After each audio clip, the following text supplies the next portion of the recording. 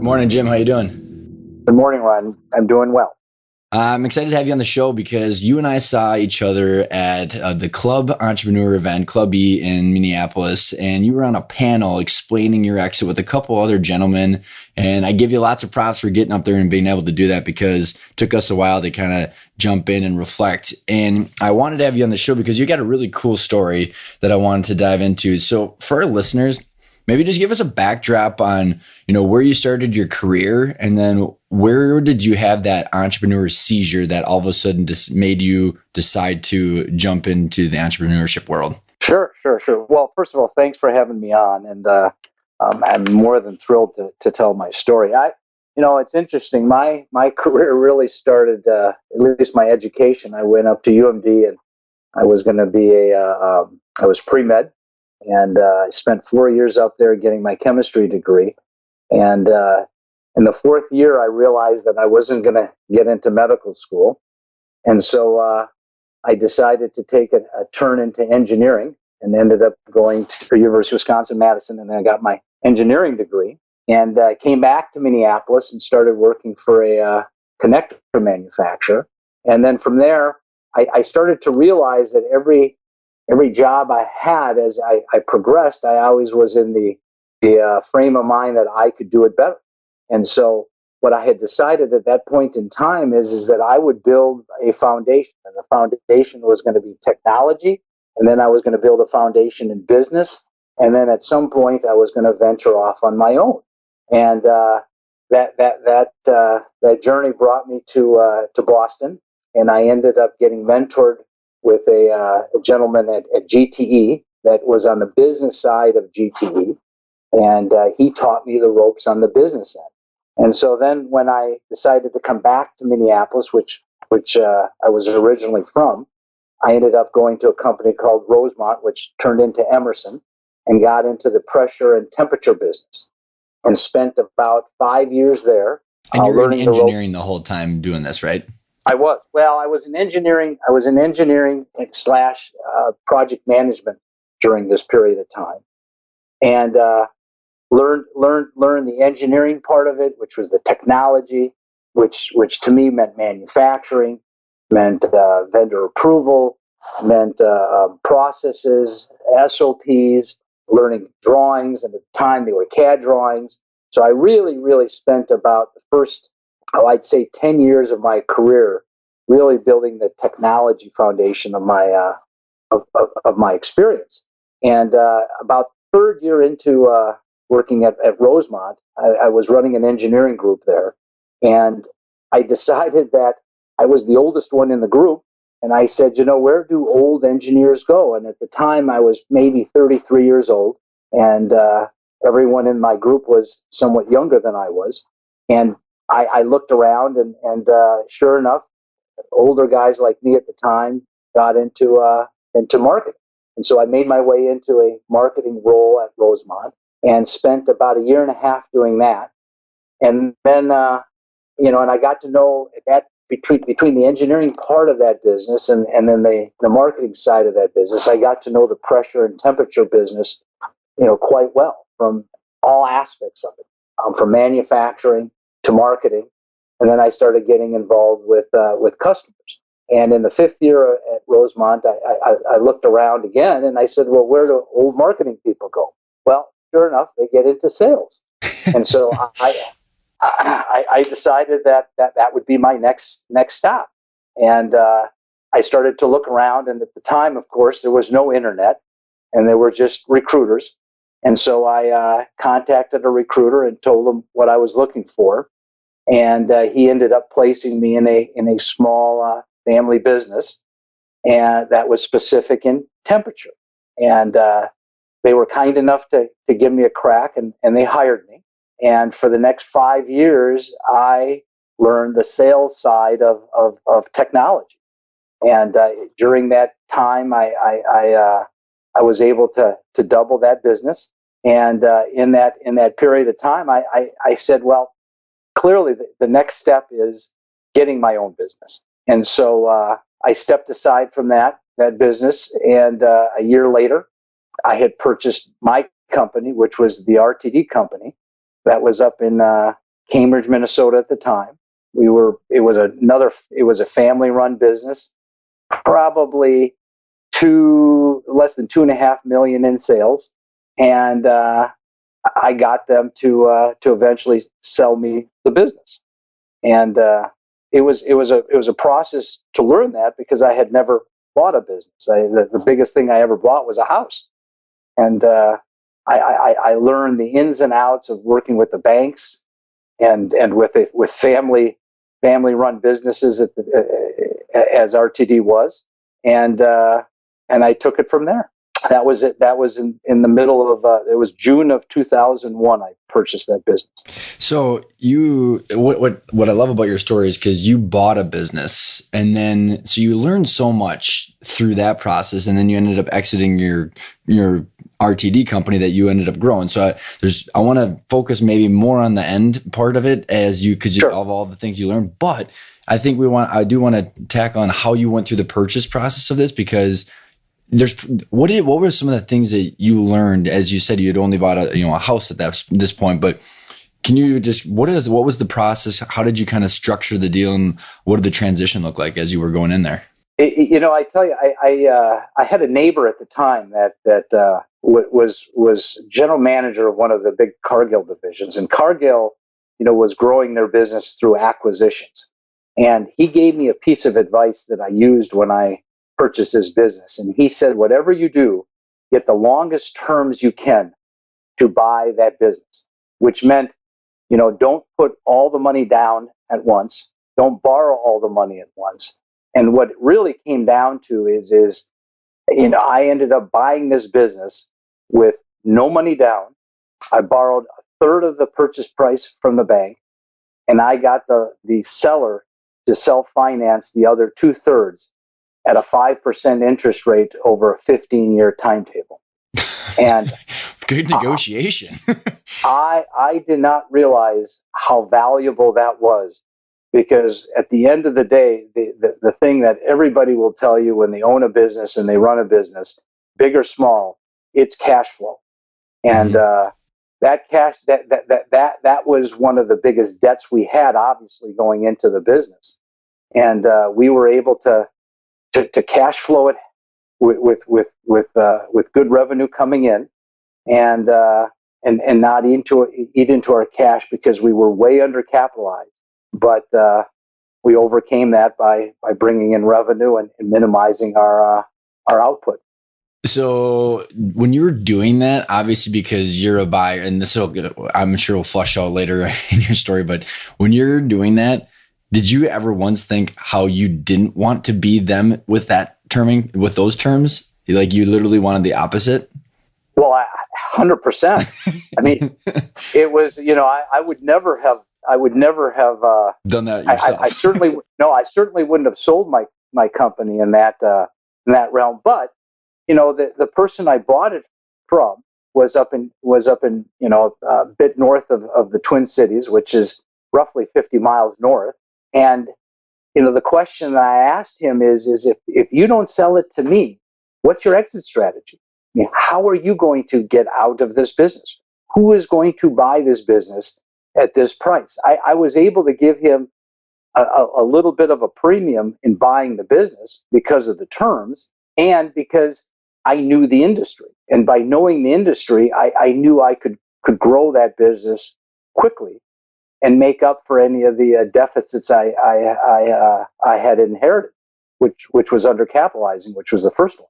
So I think there's a lot of different ways we could go with that, because I think it is important, because he didn't have options from a lot of things that he didn't do correctly. And were you able to see some of the things that pigeonholed him to the situation that he was in, selling it to you? I did. And as I had worked for a family business prior to this, family businesses don't always have exit strategies that include outside family members. And the other thing family businesses are a deficit at is accessing, advisors outside of their business that they have met through other acquaintances, as I had, like, obviously working at Emerson and working at GTE and so forth, and learning the ropes through big company ways. And you get very insulated when you're in a small business. You get even further insulated when you're in a small family business, when you have family members associated to that business. So you rely very heavily on people that you can advise with on the outside, but you're also limited to access to them other than a recommendation and so forth. I had just the opposite. I had access to those people through relationships, and that's a big and experience, which made those two things were a big difference between myself and a family-run business. So which I think is interesting. I can't remember if it was at the panel where you had said something, or no, it was on a phone call where, because you bought a business, I don't know, correct me if I get this wrong, but it was the difference between a business owner and an entrepreneur. Is that how you phrased it? No, I actually phrased it. The difference between a founder and an entrepreneur is strikingly different. Founders are just beat to a different drum. Founders are very creative. They're very focused, and they believe that everything revolves around their world and their product. And entrepreneurs are ones who can come into a business and their focus is on growth. And there's a disconnect somehow between a founder and an entrepreneur when it comes to how to grow the business and how to grow the business in just different ways. And my philosophy as an entrepreneur, as I come from a large companies before, is heavy on the sales and the marketing side of the business. Founders don't have that same. They may think they do, but until they've experienced it at a large company level, they get a bit short-sighted. So how did you implement that? So like now that let's say that you've gone in and you bought RTD, did you have a plan? Did you buckle down? What were some of the first things that you did to address and hit this growth strategy that you knew you wanted to do because you had the vision from being at a bigger company? And then how did you implement it? It's a great question. And I tell you, it's great to look back 15 years ago and say, how did we get there? And it was a couple of things. One, I knew, I came out of the temperature business, so I knew where some of the golden eggs were, and I knew that my relationship had the ability to bring them over to us. So I rapidly transitioned them to our business. The second one was small businesses are minimized in their marketing capabilities. And marketing to me really were the tools for salespeople. And since I was going to be the key sales guy at RTD Company, the first thing I did was I took a look at the existing, at the time, even 15, 16 years ago, the internet wasn't quite what it is today, not even close. So marketing literature was really, really important. And that was, and the importance of it is that was the first impression you left with the customer. And the catalog that I had inherited was a 6x4, 20-page catalog that was black and white and had, pretty fundamental drawings and schemes in there to present to the customer. Well, that wasn't gonna come close to what we needed to have done. And so one of the things I did is I went out and we got all our competitor catalogs and certainly the competitors that were far bigger than us and put them on a table. We hired a CAD guy to spend the next 12 months putting together our catalog. And we ended up with a 200-page, 8x10 glossy catalog that 90% of the contents were things we never made before.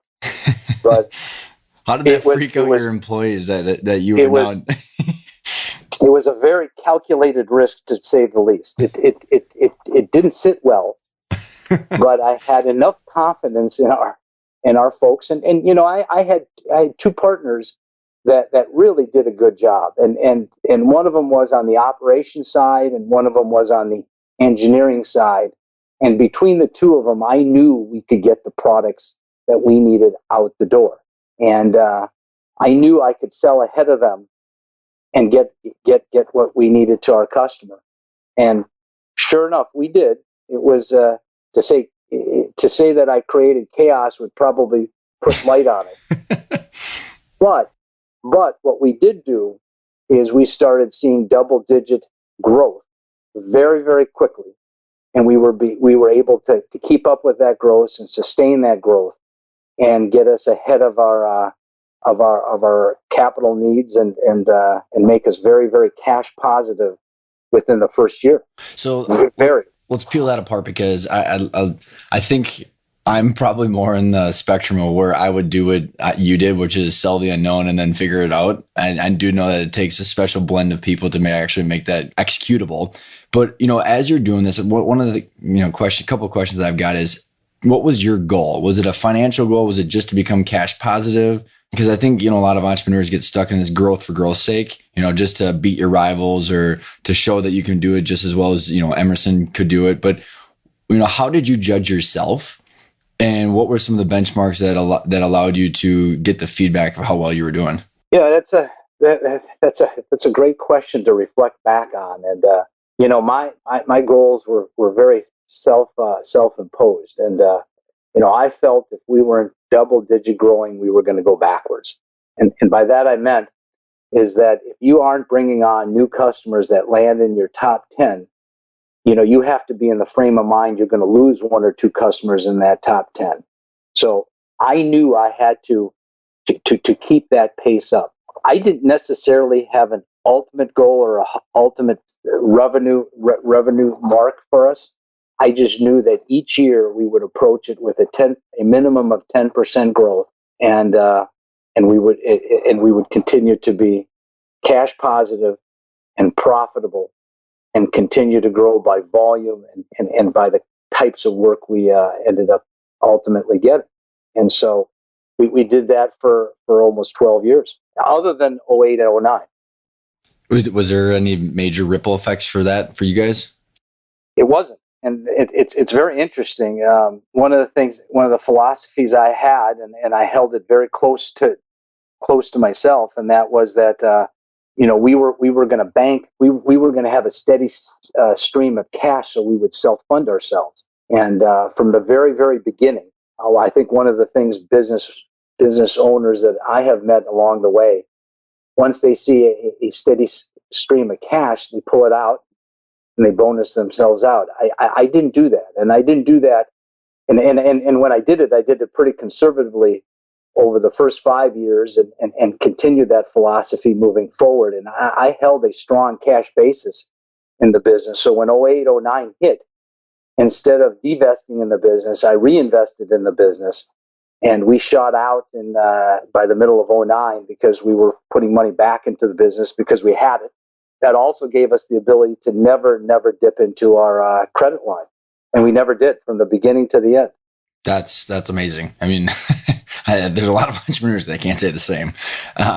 As you're, I'm curious, Jim, because, with this growth strategy that you have, because you had an idea of the value of the business because you bought it, right? You had a baseline for when you bought the business. As you're doing these things, did you ever, because the reason I'm asking this is I think a lot of entrepreneurs get stuck with the annual returns other than just overall value of the business, because what you were doing, I mean, whether you knew it or not, with the cash flow, you're making your business that much more valuable. How did you track that? Did you track that? And how did you? I did. Okay. And what were some of the methodologies that you did in order to kind of keep that baseline? Well, what we did is and this was, I was fortunate enough to have two outside advisors. One we would have in on a 6-month basis that really came from an operations frame of mind. And then the other one was another advisor that had more of an accounting frame of mind. And it was that advisor that really gave me a key metric that I would keep, and that would be what I would call my Tuesday numbers. And my Tuesday numbers was really the ultimate goal of Tuesday numbers was, what did I really have cash on hand every Tuesday of every month? And I would watch that metric, and it would include, our accounts payable, our accounts receivable, cash on hand, and those three numbers really gave me a metric to the health of the business at that point in time. and I would watch that cash on hand increase or decrease. And the other thing we did, which I didn't realize this at the time, but really appreciated later on, is, we had, to the best of our ability, we had 30-day terms with our customers and 60-day terms with our suppliers. Oh, so beautiful. we could balance that cash coming in. And what that also enabled us to do was to grow the business on our own cash rather than dipping into the credit line, and give us the metrics of what we owed, what we had coming in, and what we had on hand. And those were wonderful metrics, certainly starting out, and became very, very valuable as the business grew. And then you really got a sense of what this business cash flowed, and what the value of it was. Did you, those, I love those 30-day terms and 60-day terms. That's just beautiful. Did you implement that? Was it already there and then you realized how good it was? Where and how did that system come to be? We brought it. And again, the thing that we did, and again, most of the people that we brought in came in from our past history, which was Rosemont, and our largest competitor. And so the combination of those people coming in from larger companies brought in those types of corporate metrics that the original RTD company didn't have, and they didn't have access to those types of type of people and type of processes. We did. Did you have any? So curious on the employee size as you kind of went through, maybe at the beginning, the middle, and the end, and then so we can have some benchmarks. And then, did you have any issues bringing in the big box employees and having them being in the small business? We didn't, because we were a small business run like a big business. And so that hump was, although we were a small business, and, we had the ability to maneuver and to do things that were, that were nimble, that gave us the ability to be flexible, gave us, we didn't have to follow a hiring criteria. One of the philosophies I had, and as well as my other partners, were that, if somebody good came available that we knew along the way, that even if we didn't need them at the time, we would still bring them in, and we would grow into them, and sure enough, we did. So we really, really stopped looking like a small company within the first year, and that helped us grow. Well, and it curious, because it took us a long, at our old business, it took us a long time to figure that out, and because you're hiring up, but then that elevates your entire operations, and you've already given a couple of ridiculously good examples to prove that. Because you're measuring your Tuesdays numbers, and you're able to tracking the investments of these people, because I think there's this assumption of, well, I don't want to pay the money because it comes out of my pocket for these kind of people. How did you weigh the value of hiring these people versus, how it affects your cash flow and what you're dealing with on a day-to-day basis? That's a good question. And again, I didn't realize the value of it until we certainly got further into the business and more experience. And what I would typically do is I would hire these people at equal or less of what they were making in the past. But what we did is we did profit share. And profit sharing was really related to the health of the company at the end of the year. And on occasion, we did it twice a year. And so anything they lost by coming in, if we continued to be profitable, they gained in profit sharing. And we did that. We did that within the first 6 months of owning the business, just to show that we were serious about the philosophy of sharing the profits. And what that did is it got everybody engaged, and everybody knew that if they worked hard, the company grew, and they gave it that extra effort, they would see that in a 6 to 12 month window in spades. And each and every year, we gave them more and more money. How did you structure that? How did you determine what the baseline was for the company, and then what you're willing to divvy up, and then how did you end up divvying it up? It was based on what EBITA ended up being. So after taxes, we would see what our profit numbers were, and we would give a percentage of that back to the employees. and that was our reinvestment into the employees. And each year we increased that percentage by a point or a couple tenths of a point. So each year people saw that that we were growing, and much of it we shared with our employees. We were a very, very transparent company. I had no problem sharing those numbers on a monthly basis with our employees, which is what I did. We would share where we were at every month, whether we were up or down, and people really got a sense of the direction we were going. So there was nothing.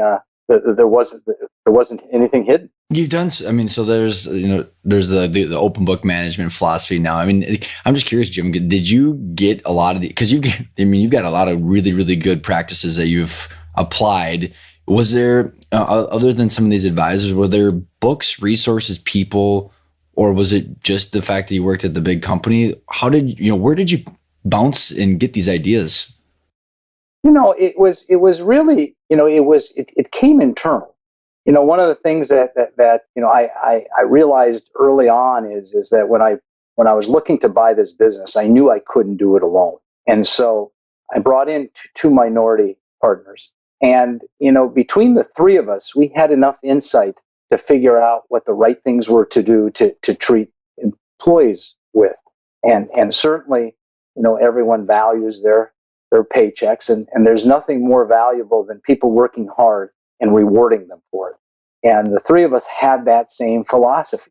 And so, a lot of it came from just the three of us discussing it. And we didn't always agree, but I believe we always ended up doing the right thing.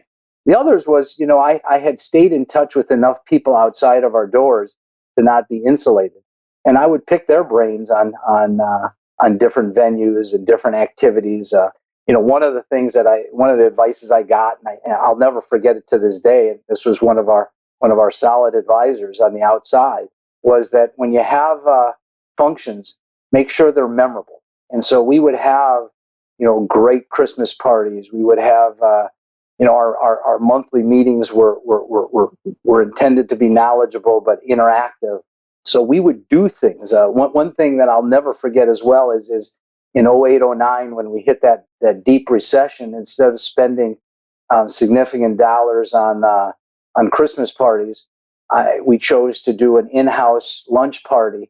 And instead of funding a Christmas party, we brought in people from the food shelf and gave them the check that we would have used for a Christmas party. And those are the things that went a long ways. And those ideas came from different folks. And we would have, internally, we had what we called fund committees, that they would plan these events and those ideas would come out of that. So really was at the end of the day, it was a team effort, and it was a combination of outside resources and inside resources and people's thoughts and ideas. It's so fun, isn't it? And this is the question I've got for you, Jim, is because I love everything you just said. Was a lot of our philosophies too. Did you, you're working in this and you're building this life of all these, friends, family. You're building this culture that is ingrained into your personality and is a reflection of who you are. Did you still continue to think about when and how the business was going to transition to someone else, or were you living in the moment of how much fun you were having with all this stuff? Because the question that I've got on top of it is, where and how did the triggering event happen for you to sell? Because it sounds like you were having a blast. I can just hear it in the passion while you're talking about it. What was the identity difference between you and the business? And then how did all of a sudden the triggering event happen? It's that's an appropriate question, and the answer to that is I had always known that this wasn't going to be a family business, so there was not going to be a transition from myself to my daughters.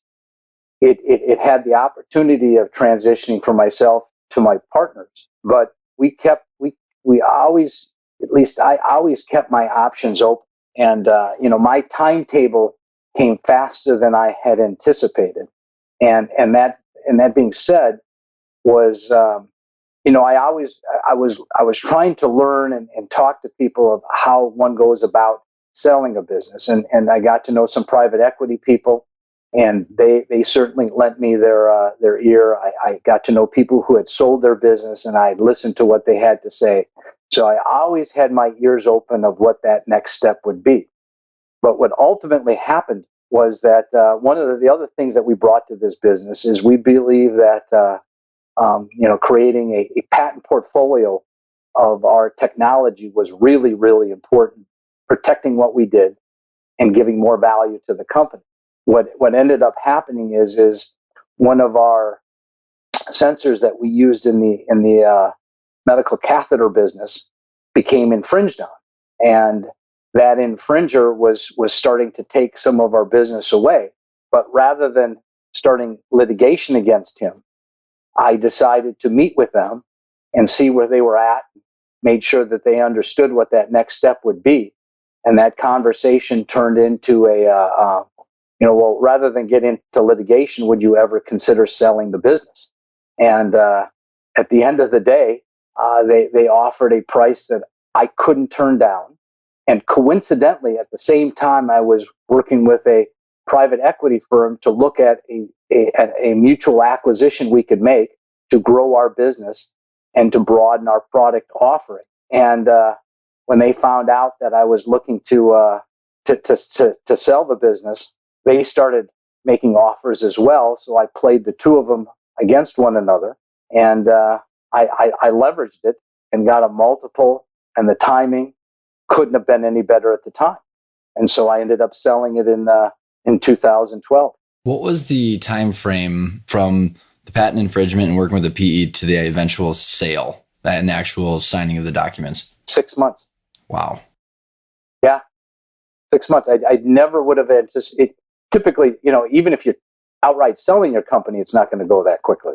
Right. Right. So what are some of the things that, as you're going through the, bouncing the two buyers back and forth, how did you navigate those waters? I mean, were you using advisors? How did you gracefully play the field like you should have? I did two things. The first thing, one of the things I did is I had both bidders come in and sit down with our outside attorneys, and my two partners, and listen to their offer. And they made their presentation, and coincidentally, they both they both upped their offer. And so we continued down that path for maybe 2 to 4 weeks. But then the other thing I did is I was also able to tap into my outside advisors of what was the best path, as well as our outside accountants of what was the best financial benefit to all of us, and which path to take. And so and that's interesting, because I what you have here is a very unique set of circumstances, because you've got a PE firm that is very financially driven. So they're probably looking at discounted cash flow, multiples of EBITDA, growth projections of the roll up or whatever it is that you guys are going to do. And then you've got someone that needs your patent. So two different completely methods of valuing what it is that you have. So how did you deal with the financial situation of how they were valuing the business? Maybe let's start with that one, and then I've got a follow-up question. Sure. Well, they both valued the business within 5% of one another. I mean, that was their ultimate bid was about. Well, again, we leveraged one against the other. So once they got to a certain point, which we just never, we never thought we would get that kind of multiple. And once they got to that multiple, the private equity deal, actually was a few points or it's probably a few percentage points higher, but the deal structure was a little bit different. And the strategic buyer was going to be, all cash, all up front, and had the ability and had the desire to grow the business and knew the market. And so at the end of the day, we took less, but we took less for a higher security, for us and for the employees. And that the lesser amount was more appealing because the company would be kept intact and wouldn't be resold again like a PE company would. So how did you get, I think you hit on a couple huge things here, because the deal structure, I think, is so ambiguous to people that have never gone through the sale, because it's the wild, wild west. I mean, it's complete negotiation on how you structure a deal. And you've got two different buyers that have different types of organizations. How did you get to the deal structure? And then how did you get to your objectives on what was important to you, like keeping the employees and all that kind of stuff? What kind of questions did you ask them to derive to those, to derive to your understanding of what it is that was actually going to happen? Well, I mean, one of the things I wanted to make sure on, well, certainly with the strategic buyer, which was, they were a $500 million buyer. And, a sector of their business, about a third of their sector was temperature. And so their intention was to do temperature company acquisitions, and we were one of them. And one of the things that came out in those discussions is that we would be we would be the company site for temperature. So if anything moved, things would move to us, not we move to them. And that was really important, because one of the things I recognized, as well as my partners did as well, and that is that keeping the company intact in Minneapolis and keeping our employees employed through this transition, not just through the transition, but for their future, was very important to us, because we believed that our growth and our success really had a lot to do with these folks. So, the decision became easier and easier the more we thought through that. A PE company, would buy it for 5 years, sell it, and then you don't know what would happen. So there's a lot of ambiguity out there. And it didn't feel right for our company and for the industry we were in. And ultimately, we ended up going with a lesser price with a strategic buyer. And it was a lesser price, but you said it was all cash up front, right? So versus the PE firm, were they doing like a leverage buyout, or are they loading it with debt? How was it, like the payment terms on each of the two? Well, the payment terms were slightly different, although the PE firm was ready to do all cash, as they realized it was going to be very competitive. But the problem with the PE firm is they didn't have the leverage that the $500 million firm had, in the sense that they didn't know the industry. They couldn't put they couldn't put the same kind of cash back into the business if we hit a downturn that the strategic buyer could. So as you've thought a lot about the employees, the legacy of the business. As you're going through this, in your mind, where did your role fit, and where did you want to play a part in the future of the business once the deal went down? Well, at the time I was 54 years old, or 53 years old, and I wanted to stay on. So in each case, I negotiated an employment contract of 4 years for myself. And, I didn't really understand what that role would be. What I ended up finding out is that my 4-year work contract, while it was paid out, should have been a 6-month contract with 3.5 years paid out. Because, all you do once you sell your business is the best you can do is provide continuity. And the reality is that's all they really want. They want continuity. And, you have an obligation to give that continuity to your employees, to your customers, and to your suppliers. And I ended up staying 1.5 years, which, as I said, was probably a year too long. And, I was not in any decision-making capacity at that. The minute I sold it, I lost my decision capacity. And how did you? Was it different or close to what you thought that was going to be like? Very, very. The last time I was able to make those kind of decisions that they gave me power to was when I was 16. I had none.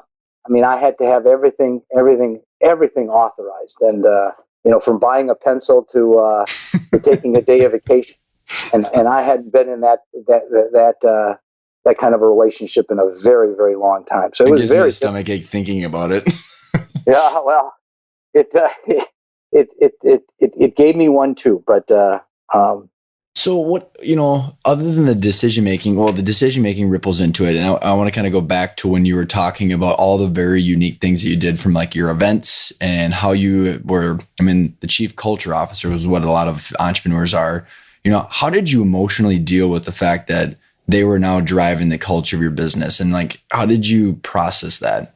I didn't deal with it well at all. It was really the hardest year of working I had, because I had to stay on. I didn't enjoy doing what I did any longer, and so I had to think of what that exit, that ultimate exit would be for me. And so I finally came to terms with them of an exit, which, as I said, was a year and a half later, and moved on. It was not a productive year for me, to say the least. So, how did you, because I went through the same thing. It was not as long as you were, but, how did you stay positive with your employees and all the people that you were supposed to provide continuity to? Did you, kind of distance yourself, or like, how did you actually tactically deal with that? Where you can't make the decisions, but everybody's going to you, you want to, and you're dealing with this internal conflict. Well, the employees are pretty smart people, and they caught on, and the strategic buyer, had a contract with me, felt they had to keep it, but the employees started to realize that they had to go to the fallback people, and slowly started to do that. So the transition from having responsibility to none, became very evident to our employees, and maybe less evident to our strategic buyer, which, as I said, we ultimately parted ways. So as you're kind of working through your exit, as you had said, there's a lot of technical stuff that you got to get figured out with your employment contract and stuff like that. But where was your head at, and what were were you planning your next journey of what you were going to be doing next, or were you just trying to get the immediate stuff accomplished? And, because it's been a few years, so what can you kind of transition into how did you transition into a life afterwards? What I did is after I'd left, I'd taken some time off to do the things around my house that I'd been meaning to do. And so I did that for a few months, but then I reverted back to what I really, really enjoyed and thought I did pretty well at. And that was reconnecting with as many people as I could, and seeing what they were up to, and seeing what kind of opportunities lie ahead for myself. And those included anything from buying another business, to advising businesses, to being on boards of businesses. And it didn't take me long to engage in all three of those. As I quickly realized that I had a lot to offer still, and I still had a lot of energy in me. And so I explored all three of those avenues. And how did you make your decisions on like what you wanted to do? Was it who you want to spend your time with, financial rewards? Was there causes, or did you just kind of, go with the flow? How did you what was the decision-making criteria? Well, it's interesting, since I was fortunate enough to sell the business at the price we did, I wasn't looking for financial rewards any longer. Although, I still was in the mind frame, it's good to make money. But the financial criteria wasn't the driving force. What really was the driving force was what I enjoy working with these people. Is it a part of technology that I'm interested in? And sure enough, I was able to get involved in all three of those different things. And so I did that, and I did it without any financial pursuit. And some of it was volunteering my time. Much of it was certainly at no pay. And I eventually ran into a business that I just exited out of a couple weeks ago, that I was ended up being the interim president for about 10 months. So, I think exploring that it's kind of a new journey. And, one of the things that I've seen people struggle with, or we've had, conversations about, is How do you now gauge yourself, and how do you now like have you had a new life vision about what's important? Because, you no longer have Tuesday's numbers to see how well you're doing and grow in double digit growth. So there has to be this new intrinsic way in how you value and measure yourself. I mean, have you found a new system that's worked for you? Is there still a process that you're going through for that? Oh, as I said, I still have enough energy in me and desire to do this again. But I don't gauge myself against that. I really, really gauge myself with the ability to connect with the right people, finding the right thing, and I enjoy it enough that there is no financial pursuit is not the number one criteria. It really has come down to just doing what I've enjoyed best, and that's getting out there and meeting people, finding what makes those people tick, and seeing if I have the ability to help them as people had helped me. So some of it is gauged on the ability to give back. The other one is gauged on interest, and the last one would certainly be a financial criteria to it. And I don't know if I'm comfortable with it as much as I should be, but it's at least part of it I still enjoy. I enjoy doing all those three things. So That's awesome. I love it. So as we're wrapping up here, what is where are you at today, and what is the best place for our listeners to get in touch with you? Well, they can they're welcome to certainly email me at sulciner@gmail.com, and they can start with my email address. I don't have I'm not on Facebook, but I am on LinkedIn, so they can certainly access me through LinkedIn, and I would love to hear from those. I'm happy to help. Jim, thank you so much for coming on the show. You're very welcome. Thanks, Rod.